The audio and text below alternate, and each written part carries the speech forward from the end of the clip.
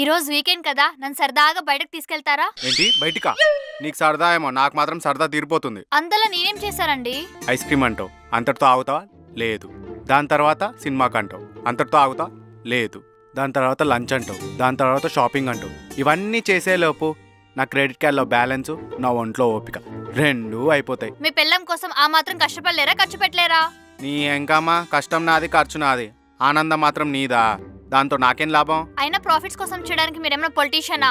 After all common man, అందులోనూ నా మొగుడు. పెళ్ళం కోసం కష్టపడాలి, తప్పదు. నేను చేయను. అయితే ఉండండి, మా చుట్టాలందరినీ పిలిచి ఇంటికి లంచ్కి రమ్మంటాను.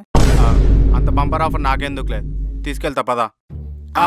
కానీ నాది ఒక కండిషన్, టాక్సీ డ్రైవర్ లాగా అన్ని చోట్ల తిప్పలేను, ఏదో ఒక చోటుకే తీసుకెళ్తా. ఎక్కడికి వెళ్దాం? షాపింగ్ కి తీసుకెళ్ళండి. షాపింగ్ కా?